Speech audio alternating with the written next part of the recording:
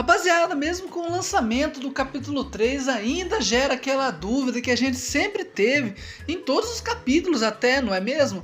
Qual que seria o verdadeiro final do Takeoff of Endlele e talvez a sua rota verdadeira até o exato momento. Bom, que mesmo para alguns que pareça que esteja óbvio, escrachado na cara nossa para saber qual que é a rota verdadeira, ainda assim tem muitos que têm dúvida a respeito de qual seria a rota verdadeira de Takeoff of Endlele, principalmente o capítulo 3, que a gente se depara com vários finais alternativos, e isso acaba bagunçando um pouco a mente de quem joga o jogo, não é mesmo?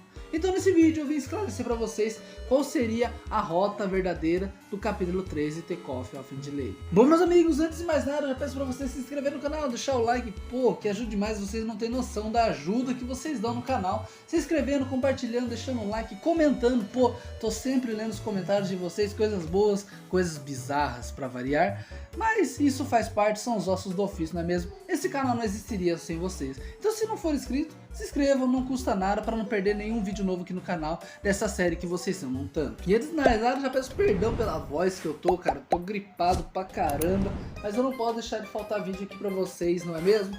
Então, se caso alguma hora der alguma falhada ou ouvir um quack de relance assim, sou eu, não é nenhum pai sequestrando minha família. Bom, meus amigos, sem mais enrolações, então vamos direto ao ponto, a história do capítulo 3 de Takeoff of Endlele. Bom, rapaziada, pra quem já tá por dentro do jogo, sabe que essa história aqui que eu tô contando também não passa de uma rota que temos no jogo. Então, muitos acontecimentos, que eu disse até em outro vídeo, se é que vocês lembram ou não, acontecem iguais. Então eu vou dar mais preferência para os acontecimentos diferentes que a gente tem nessa nova rota, do que ficar relembrando os acontecimentos que a gente tem como padrão no jogo. Se é que vocês estão me entendendo, eu posso dar o exemplo do Poço de Gasolina, o exemplo dos puzzles da floresta, dos campistas. Esses daí são puzzles, acontecimentos que acontecem em todas as rotas. Então eu vou dar preferência para continuar a história do jogo a partir do momento crucial. Lógico, não deixando faltar detalhes do que aconteceu, mas para não ficar redundante, porque eu sei que tem muita gente que assiste os vídeos consecutivos aqui no canal, então para não ficar enchendo linguiça e perdendo, fazendo vocês perder tempo com o acontecimento que eu já falei 1000 vezes aqui no canal, eu vou deixar apenas como lembretes e focar mais na história principal do capítulo 3. Bom, rapaziada, o jogo começa normalmente com a gente no posto de gasolina e todos aqueles procedimentos padrões que a gente tem em todo início de jogo. A gente tem aquela parte dos puzzles, que a gente controla a alma do Andrew, e tudo isso é mero detalhe nesse capítulo, só deixando de adendo para vocês aqui. O jogo ele começa a ficar diferente a partir do momento em que a gente vai para a floresta, só que a gente não pega aquele anel que eu já disse no outro vídeo para vocês, não é que vocês lembram que para conseguir o outro final a gente precisava achar aquele anel. Nesse caso, a gente não acaba encontrando esse anel, a gente passa direto, a gente não pega essa cena extra que tem no jogo. Depois de toda aquela brigaiada que o Andrew e a Ashley tem lá de esperar os guardas sumir, que é padrão dos dois irmãos sair no soco como sempre, né? A gente acaba pegando o carro e voltando para o acampamento. Nesse momento, a gente chega em outro ponto crucial da história, que a gente escolhe a opção do Andrew ou a opção do Andy, que também diverge muito do que a gente vai fazer daqui pra frente. Bom, a gente já tendo conhecimento que a gente não vai pegar o anel e que a opção que a gente vai escolher é a Andrew, a gente já tem certeza que o Andrew vai tomar um caminho totalmente diferente do que a gente já viu anteriormente. Bom, aí depois a gente vai acontecendo os acontecimentos normais, a gente pega os campistas, e na hora de fugir a gente foge pelo portal, e acontece tudo de uma boa, tudo numa beleza, paz, como sempre acontece no jogo. Aí a gente acaba encontrando o capirotão, só que dessa vez, diferente do outro capítulo, o Andrew não fica puto com a Ashley querendo matar ela. E já é uma das grandes discrepâncias que a gente tem no jogo, em que os dois irmãos eles ficam apaziguados, ficam de boa, digamos assim. E o Andrew não acaba querendo matar a Ashley naquele momento, que é a perseguição, em que até que o capiroto tem que parar o Andrew. Acaba não acontecendo isso. Os dois ficam de boa, a gente passa por alguns puzzles, o puzzle da torre, o puzzle das estrelas, cara, que negócio pra encher linguiça. Mas acaba acontecendo, e depois a gente acaba tendo umas conversinhas meio estranhas, até que depois que a gente acaba terminando o puzzle da torre, os dois irmãos acabam dando aquele beijinho, né, estranho lá, que eu achei muito forçado também, porque não coincidia nada com o momento. Mas enfim, não tô aqui pra julgar, estou aqui pra contar. Depois daquele momento, o capiroto acaba encontrando a gente de novo, por incrível que pareça, não é? E nisso, a gente acaba voltando para o que seria o santuário do capiroto, acaba fazendo uns puzzles de relance e acaba tendo que dormir lá para ver o que o capiroto vai aprontar com a gente, o que ele quer com a gente e tal. E nisso, bom, assim que os dois irmãos acordam do sono, da beleza deles lá no profuando os infernos lá que eles estão, eles acabam trombando com o capiroto de novo, esperando eles lá fora. E nisso eles querem uma explicação do que está acontecendo, o que vai acontecer com eles. E como a gente já bem sabe, o capiroto, aquele específico, não gosta muito do Andrew e quer deixar ele meio de cachorro lá no inferno. Lá. Ele só não matou ele ainda porque a Ashley protege ele lá dentro. E nisso eles acabam invadindo não, o capiroto acaba cedendo espaço para eles ir numa espécie de quarto dele. Nunca vi um capiroto ter quarto, mas nesse jogo ele tem. Aí a gente acaba fazendo uns puzzles bem simplesinho, e nisso a gente acaba destravando alguns tipos de visões que o próprio capiroto fornece pra gente. Um por bola de cristal, o outro porque ele quis simplesmente contar o que aconteceu. E a gente acaba tendo uns flashbacks muito importantes que contam bastante coisa da história. Não seria bem um flashback, seria mais um fato que aconteceu, não deixando de ser um flashback, lógico que já aconteceu, mas contando uns momentos importantes que eu vou dizer aqui pra vocês que, cara... Bom, em um desses flashbacks a gente acaba aparecendo num bar, um flashback até que estranho, um lugar que a gente nunca tinha visto, pelo menos no jogo. E nisso, tem um cirurgião sentado numa cadeira de um bar, sentado só tomando a cervejinha dele, e ao lado tem uma pessoa que tá chorando, tá muito decepcionado, que não sei o que tem, e os dois decidem conversar. Nisso, o cara da esquerda, que não fala o nome dele, ele tá mais como um figurante, o coitado até dessa história aí. Coitado nada, o cara é do maligno. Mas enfim, ele acaba explicando que a empresa dele tá indo pro buraco e que ele lançou um refrigerante que tava dando uma certa doença, tava dando uma falência nos órgãos das pessoas. E nisso ele estava sendo processado por muitos e estava na beira da loucura porque a empresa dele estava falindo e ele não estava tendo dinheiro para sustentar a família. E aquele blá blá blá de empresário que não se importa com o próprio cliente. E nisso, o médico ele fala assim, nossa, eu estou no melhor momento da minha vida. No quanto que eu estou fazendo de cirurgias, de órgãos, que não sei o que tem. Graças a você que eu estou conseguindo dar um grande sustento para minha família, que não sei o que tem.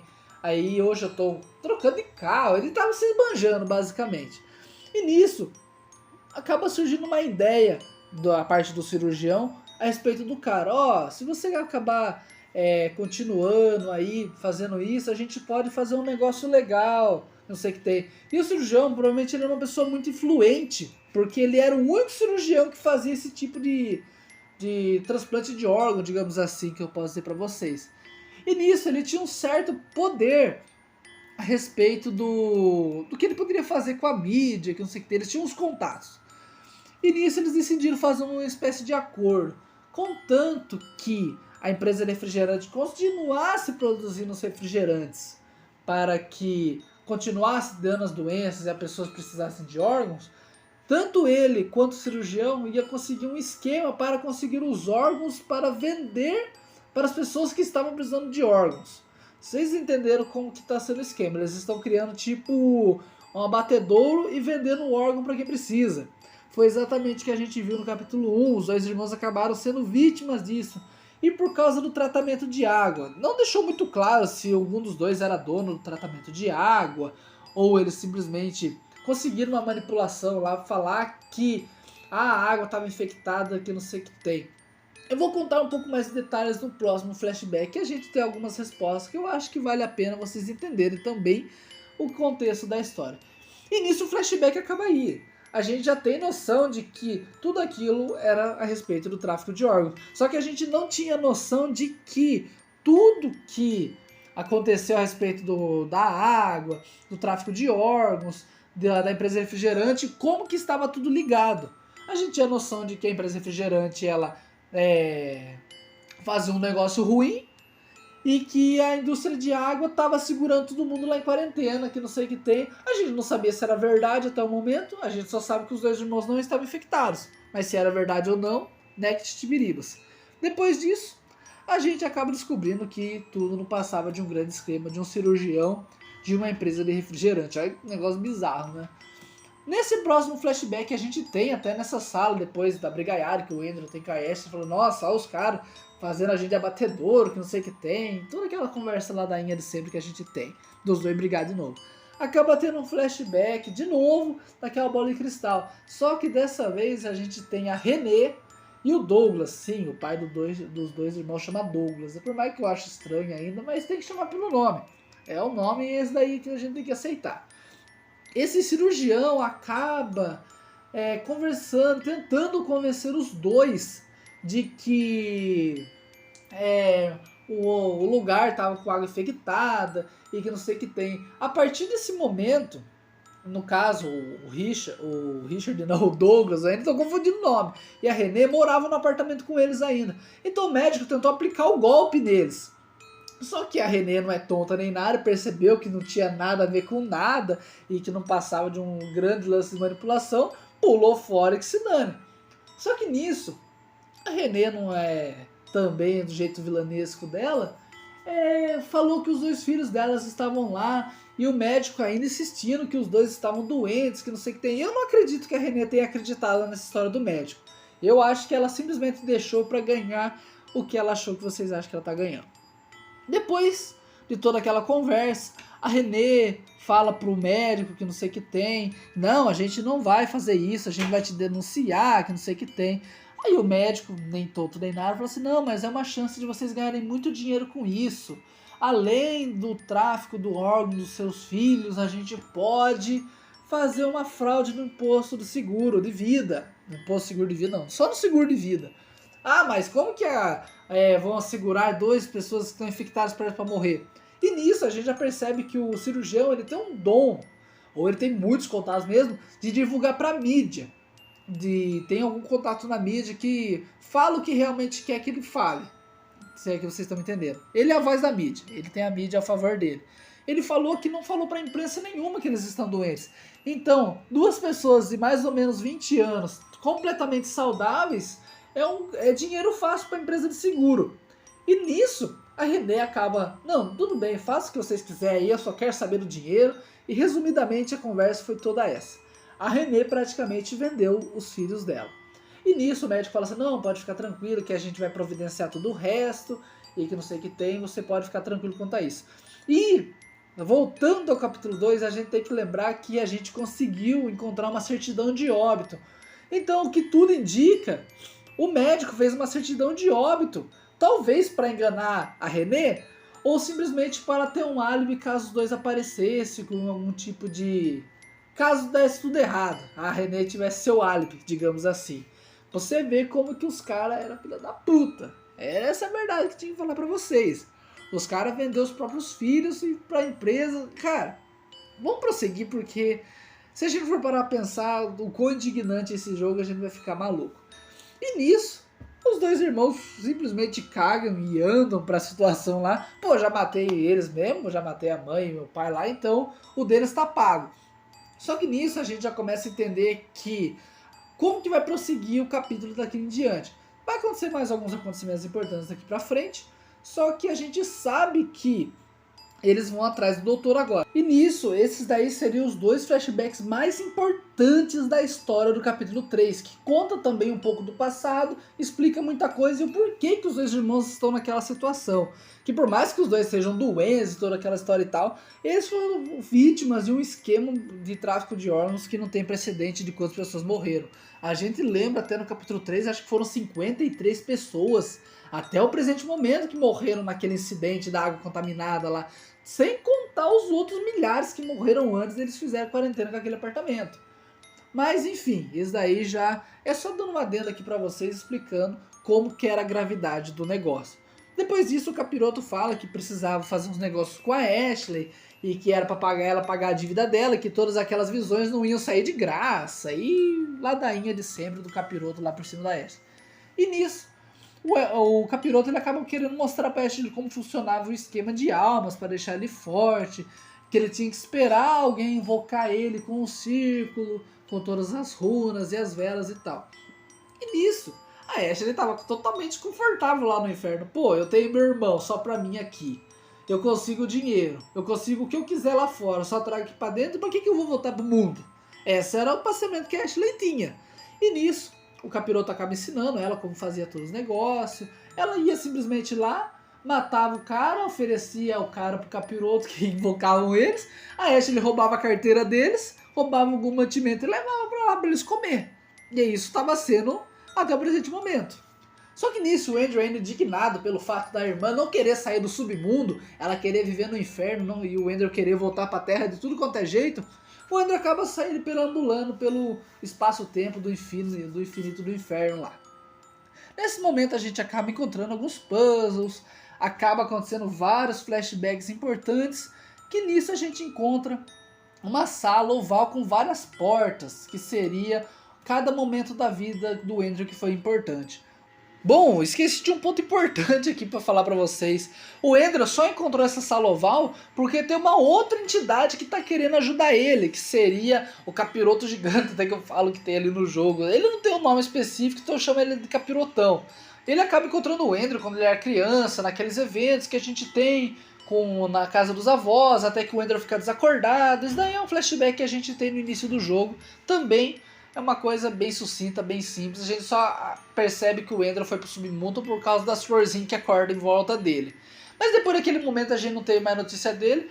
E agora ele apareceu no capítulo 3, como se fosse uma espécie de mensageiro, querendo contar a história, contar a verdade pro Andrew para que ele tire uma conclusão boa do que ele deve fazer, porque ele estava perdido, querendo ou não, ele querendo voltar para a Terra, ele não sabia o que ia fazer com a irmã dele.